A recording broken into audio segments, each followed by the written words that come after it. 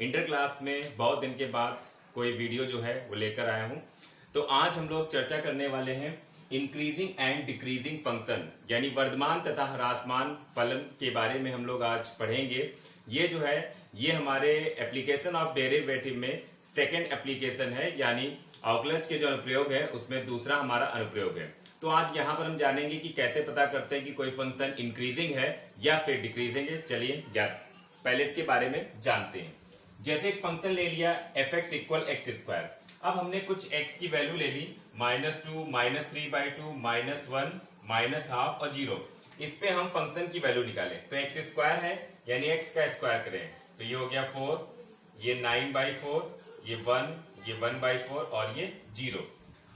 उसके बाद हमने कुछ और वैल्यूज जो है वो x की ले ली जो कि हमारी एक पॉजिटिव वैल्यू होंगी x और ये हमारा हो गया एफ एक्स।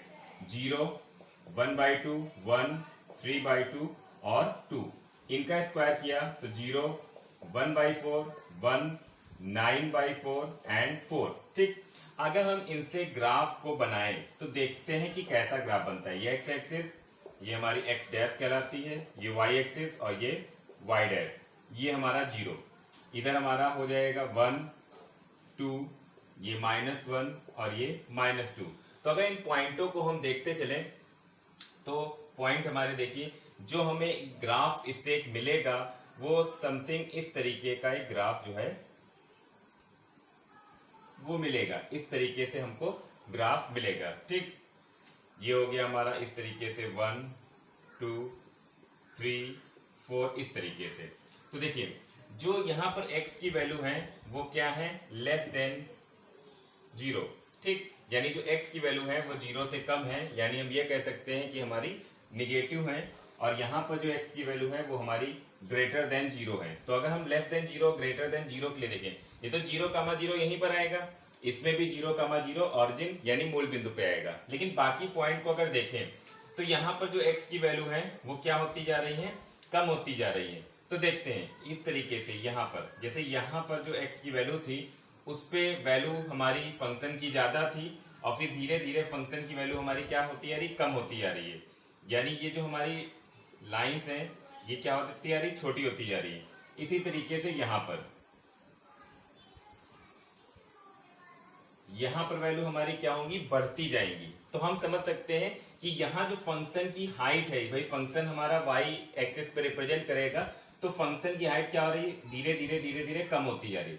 और जब हम ग्रेटर देन 0 की तरफ बढ़ रहे हैं तो हमारी फंक्शन की हाइट धीरे धीरे बढ़ती आ रही है। जो ग्राफ है ये बता रहा है कि हमें y की वैल्यू क्या हो रही, देखिए बढ़ रही है, और यहाँ पर y की वैल्यू क्या हो रही है, घट रही है।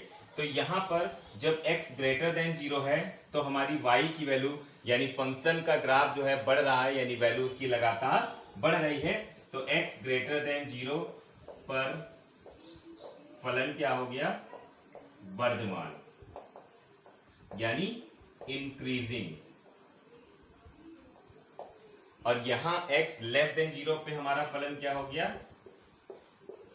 ह्रासमान यानी डिक्रीजिंग।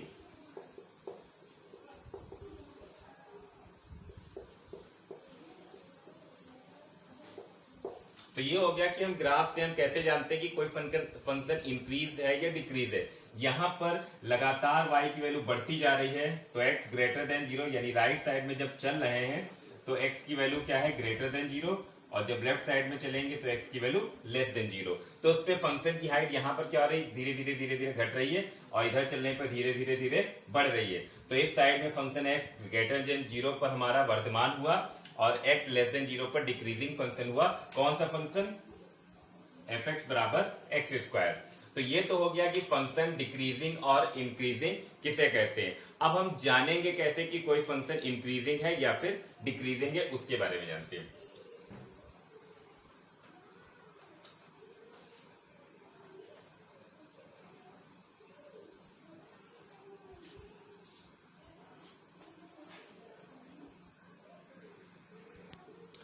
तो अब हम कैसे जानेंगे कि कोई फंक्शन इंक्रीजिंग है या डिक्रीजिंग है।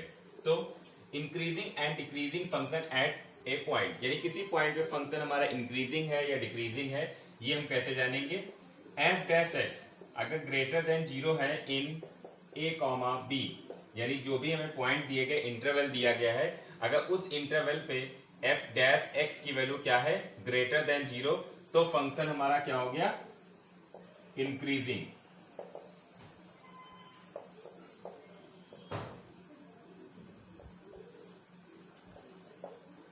और अगर f dash x less than 0 है इन a कॉमा बी, तो फंक्शन हमारा क्या हो गया, डिक्रीजिंग।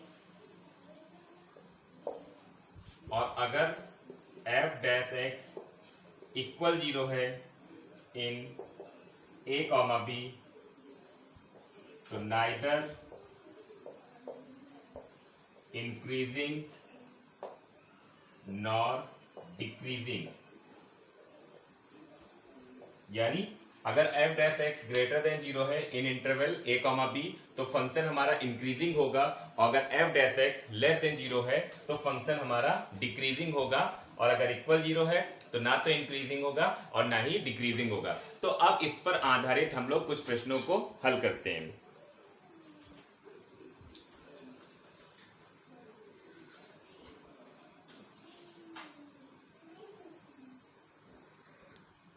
तो जैसे कि क्वेश्चन है हमारा, so that the function given by f x equal 3x plus 17 is increasing on R. यानी इंक्रीजिंग फंक्शन ये होगा ऑन आर, यानी एवरी रियल वैल्यू पर, ये हमें बताना है। तो देखिए एफ एक्स बराबर कितना है, 3x प्लस 17। अगर हम इसको डिफ्रेंशिएट करें तो कितना आएगा, 3। ठीक, तो एफ डैक्स की वैल्यू क्या आ गई, 3। ये एक्स पे तो डिपेंड कर ही नहीं रही है, और ये वैल्यू क्या है, ग्रेटर देन 0। इसलिए f x is increasing on R. इसका मतलब ये है क्योंकि एफ डैश एक्स एक्स पे डिपेंड नहीं कर रहा है, यानी यहां पर एक्स की वैल्यू चाहे कुछ भी हो, लेकिन जो एफ डैश एक्स की वैल्यू होगी वो क्या आएगी, 3, यानी ग्रेटर देन 0 आएगी। इसलिए ये फंक्शन सभी एक्स की वैल्यू पे क्या होगा, इंक्रीजिंग होगा। सभी एक्स की वैल्यू पे इंक्रीजिंग होगा, यानी सारे रियल नंबर पे इंक्रीजिंग होगा। अगला प्रश्न इसी तरह से देखते हैं। क्वेश्चन हमारा है कि फंक्शन जो है एफ एक्स बराबर साइन एक्स, ये जो है एक, अब यहाँ पर इंटरवल दिए हैं, तो अभी इंटरवल नहीं दिए थे, यहाँ पर इंटरवल दिए। हमें बताना है ये जो फंक्शन है 0 कामा पाई बाई 2, इस इंटरवल पे इंक्रीजिंग, पाई बाई 2 कामा पाई पर डिक्रीजिंग, और 0 कामा पाई पर ना इंक्रीजिंग और ना ही डिक्रीजिंग होगा। तो हम लोग क्या करेंगे, सबसे पहले एफ डैश एक्स फाइंड कर लेंगे। तो हम जानते हैं कि साइन एक्स का डेरिवेटिव क्या होता है, कॉस एक्स होता है। ठीक, अब first part, we know that cos x greater than 0 in 0 comma pi by 2। ठीक, जैसे कि हम लोग जानते हैं कि 0 से लेकर 0 और पाई बाई 2 यानी 0 90 के बीच में कोई भी एंगल होंगे, उस पे कॉस की वैल्यू हमें क्या मिलती है, पॉजिटिव मिलती है। यानी कॉस एक्स ग्रेटर देन 0 आएगा इन 0 कामा पाई बाई 2 पर। ठीक, और ये हमारा क्या है, एफ डैश एक्स है। इसका मतलब f dash x greater than 0 in 0 comma pi by 2। तो मैंने अभी बताया था कि अगर एफ डैश एक्स किसी इंटरवल पे ग्रेटर देन 0 आता है तो फंक्शन क्या होता है, एफ एक्स इज इंक्रीजिंग। ठीक, ये पहला पार्ट हो गया। Second part, we know that cos x less than 0 in pi by 2 comma pi. हम जानते हैं कि जो cos x की वैल्यू होती है वो 90 और 180 यानी पाई बाई 2 और पाई के बीच में जितनी भी cos की वैल्यू आती है वो सारी क्या आती है, निगेटिव आती है, यानी लेस देन 0। यानी F dash x less than 0 in pi by 2 comma pi. इसका मतलब क्या हो गया, F x is decreasing in pi by 2 comma pi, और यहां पर क्या था, इन 0 कामा पाई बाई 2। ठीक, तो ये दो पार्ट आपको अच्छी तरह से समझ में आ गए होंगे, जो हमें पता था उसके आधार पे हम लोगों ने बताया। अगला पार्ट देखते हैं, थर्ड वाला। तो जैसे कि अभी हम लोगों ने देखा कि जो cos x की वैल्यू होती है वो 0 और पाई बाई 2 के बीच, यानी cos x की जो वैल्यू है ये ग्रेटर देन 0 होती है इन 0, पाई by 2 and cos x less than 0 होता है इन पाई बाई 2, पाई। ठीक, यानी 0 और 90 के बीच में cos x पॉजिटिव होगा, 90 और 180 के बीच में निगेटिव होगा। तो 0 और 180 के बीच में तो हम जान गए कि 0 और 180 के बीच में पॉजिटिव भी आएगा, निगेटिव भी आएगा, यानी ना तो ग्रेटर देन 0 आ रहा है ना ही लेस देन 0 आ रहा है। इसका मतलब fx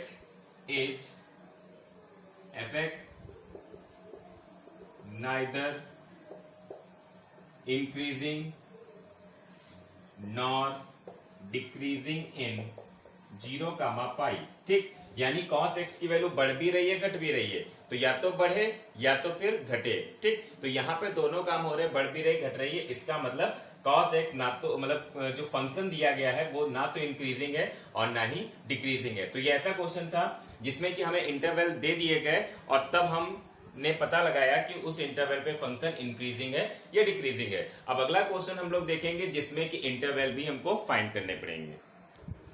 तो अगला क्वेश्चन है find the interval in which given function fx equal to x square minus 3x is increasing and decreasing। यानी अब फंक्शन दिया गया होगा, हमें सबसे पहला काम इंटरवल निकालना होगा और उसके बाद उन इंटरवल पे किस पे इंक्रीजिंग है और किस पे डिक्रीजिंग है वो निकालेंगे। तो हम लोग क्या करेंगे, f डैश x फाइंड करेंगे। तो 2x स्क्वायर माइनस 3x का f डैश x कितना आ जाएगा, 4x माइनस 3। उसके बाद f डैश x हम 0 के इक्वल करेंगे, तो 4x माइनस 3 इक्वल 0। ठीक, इसको लगाने का तरीका क्या है, फंक्शन को डिफरेंशिएट करेंगे और 0 के इक्वल करेंगे और वहां से x की हम वैल्यू निकालेंगे। अब इसको हम नंबर लाइन पे डिनोट कर लेंगे। पिछले साल फर्स्ट ईयर क्लास में हम लोगों ने पढ़ा है नंबर लाइन पे डिनोट करना लीनियर इनइक्वालिटीज में। ठीक, तो इधर माइनस इनफाइनाइट, इधर इनफाइनाइट, और वैल्यू कितनी आई, केवल एक वैल्यू आई है 3/4। तो एक हमारा इंटरवल ये हो गया और एक ये हो गया। तो यहां से इंटरवल्स हमको मिल गए। पहला इंटरवल देखिए, हमेशा जो इंटरवल होता है वो छोटे से बड़े की ओर होता है, सबसे पहले स्मॉलेस्ट वैल्यू फिर बड़ी वैल्यू। तो इधर से इधर की ओर पढ़ेंगे, तो माइनस इनफाइनाइट 3/2 और दूसरा इंटरवल कितना आ गया 3/4 इनफाइनाइट। ठीक, माइनस इनफाइनाइट 3/4 एंड 3/4 इनफाइनाइट। अब ये दो इंटरवल आ गए, अब किस पे फंक्शन इंक्रीजिंग है और किस पे डिक्रीजिंग है ये हम पता लगाएंगे। तो सबसे पहले एट माइनस इनफाइनाइट 3/4, जैसे कि अभी बताया था कि इंटरवल पे जो f डैश x आया है वो अगर पॉजिटिव मिलता है यानी ग्रेटर देन 0 तो फंक्शन इंक्रीजिंग होगा। तो हम क्या करेंगे, जो ये इंटरवल आया है इसमें बीच में हम कोई वैल्यू एक रख के देख लेंगे। ठीक, तो माइनस इनफाइनाइट 3/4, इसके बीच में कोई एक वैल्यू हम ले लेते हैं। मान लिया, ये हम अपनी तरफ से समझ लेंगे कि हमने जो है वो इनके बीच में कोई वैल्यू क्या हो गई 0। भाई 0 जो है वो इन दोनों के बीच में कहीं आएगा, कोई एक वैल्यू रख के देख लेंगे। तो हम इसमें जो है हम 0 रखें, तो 4 इंटू 0 माइनस 3 यानी क्या आएगा -3, यानी f dash x less than 0 आएगा। ठीक, इसका मतलब fx is decreasing in minus infinite 3/4। समझ में आ गया। यानी हम लोग क्या करेंगे, जो इंटरवल आया है उनके बीच में कोई वैल्यू अपनी तरफ से जो उनके बीच में वैल्यू लाई करे, तो इन दोनों के बीच में 0 आएगा। हम f डैश x में 0 रख के देख लेंगे, निगेटिव मिलता है तो फंक्शन डिक्रीजिंग, पॉजिटिव मिलता है तो इंक्रीजिंग। ठीक, ये हो गया। अब सेकेंड पार्ट, तो एट 3/4 इनफाइनाइट, तो इनके बीच हम कोई वैल्यू रख लें, तो इनके बीच कोई वैल्यू रख लेते हैं। तो इनके बीच क्या आएगा, हमारा 1 आ जाएगा। ठीक, तो 1 हम रख के देख ले यहाँ, तो 4 इंटू 1 माइनस 3 यानी 4 माइनस 3 यानी 1, यानी f dash x greater than 0 मिला। इसका मतलब fx is increasing in 3/4 infinite. तो ये ऐसा क्वेश्चन था जिसमें हमने पहले इंटरवल निकाला, उसके बाद हमने चेक किया कि किस पे फंक्शन इंक्रीजिंग है और किस पे डिक्रीजिंग है। चलिए अगला क्वेश्चन उसी तरीके का देखते हैं। तो फंक्शन दिया गया है, हमें इंटरवल निकालना है और फिर चेक करना है किस पे इंक्रीजिंग है और किस पे डिक्रीजिंग है। तो सबसे पहले हम लोग क्या करेंगे, एफ डैश एक्स यानी डिफ्रेंशिएट कर देंगे। तो ये हो जाएगा 6x² माइनस 6x माइनस का 36। अब हम इसके फैक्टर कर लेंगे, अगर फैक्टर हो जाएंगे तो इजी रहेगा। तो 6x² माइनस का x और माइनस का 6 इसके फैक्टर करेंगे तो इसके फैक्टर हमारे क्या आ जाएंगे, ये हो जाएगा x माइनस 3 और x प्लस 2। ठीक, तो ये इसके जो है वो हमें फैक्टर मिल गए। तो हमने क्या किया, जो f डैश एक्स हमें जो fx इक्वल दिया था हमने उसको डिफरेंशिएट करके उसके फैक्टर कर लिए। ठीक, अब हमें क्या करना है, जो f डैश एक्स आया है इसको हमें 0 कर लेना है। तो 6x माइनस 3 x प्लस 2 बराबर 0। तो 6 तो 0 हो नहीं सकता है, इसको 0 करेंगे, x माइनस 3 इक्वल 0 तो x की वैल्यू मिलेगी 3 और फिर x प्लस 2 इक्वल 0 करेंगे तो x की वैल्यू मिलेगी -2। अब हम लोग क्या करेंगे, इंटरवल फाइंड करेंगे। इंटरवल फाइंड करने के लिए हम क्या करेंगे, नंबर लाइन बना लेंगे। ये नंबर लाइन बन गई, ये इनफाइनाइट और ये माइनस इनफाइनाइट। तो छोटी वैल्यू पहले लिखेंगे, बड़ी वैल्यू बाद में। तो इन दोनों में छोटी वैल्यू है -2 और बड़ी है 3। तो यहाँ पर 3 इंटरवल आए, तो अब हम इंटरवल को लिख लेंगे। कौन, तो अब हम इंटरवल लिखेंगे तो इंटरवल क्या हो जाएंगे, माइनस इनफाइनाइट -2 और -2 3 और 3 इनफाइनाइट। अब हम क्या करेंगे, माइनस इनफाइनाइट और -2 इनके बीच में हम कोई वैल्यू जो है वो हम f डैश एक्स में लिखेंगे। तो इनके बीच में कोई वैल्यू क्या हो गई, -3। तो अगर हमने यहाँ -3 लिखा तो हमें साइन किसका मिलेगा, निगेटिव। यहाँ -3 लिखेंगे तो साइन क्या मिलेगा, निगेटिव। और मल्टीप्लाई होगा तो साइन क्या मिल जाएगा, पॉजिटिव। यानी f dash x greater than 0 होगा तो फंक्शन हमारा क्या हो जाएगा, इंक्रीजिंग हो जाएगा। उसके बाद एट -2 3 इस पे हम चेक करते हैं रफली। तो -2 3 के बीच में हम कोई वैल्यू ले लेते हैं 1।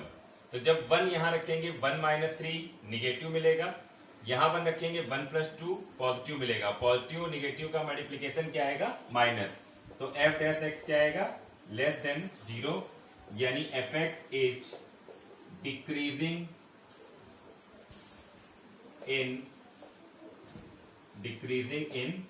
-2 3। उसके बाद थर्ड इंटरवल जो है उस पर चेक करेंगे। तो 3 इनफाइनाइट पे चेक करेंगे कि f डैश एक्स की वैल्यू क्या आएगी, वो देखते हैं। तो 3 इनफाइनाइट के बीच में जो है वो हम 4 ले लेते हैं। और 4 जब यहाँ रखेंगे 4 - 3 प्लस का, और यहाँ पे रखेंगे तो भी क्या मिलेगा, प्लस का। तो पॉजिटिव आएगा यानी ग्रेटर देन 0, यानी fx is increasing in 3 infinite. तो यहाँ पर जो है वो हमारे 3 इंटरवल थे। इसमें पहला इंटरवल और तीसरा इंटरवल, इन पे फंक्शन क्या हो गया, इंक्रीजिंग, और दूसरे पे क्या हो गया, डिक्रीजिंग। तो आज हम लोगों ने टॉपिक पढ़ा इंक्रीजिंग तथा डिक्रीजिंग फंक्शन, यानी किस तरीके से हम इंक्रीजिंग और डिक्रीजिंग प्रूफ करते हैं। फिर किस तरीके से अगर इंटरवल दिया है तब हम प्रूफ करेंगे, और फिर इंटरवल निकालने के बाद हम कैसे जानेंगे कि इंक्रीजिंग है किस पे और किस पे डिक्रीजिंग है। तो यहाँ पर ये हमारा जो है कंप्लीट होता है। आशा है कि आप सभी को अच्छी तरीके से समझ में आया हो।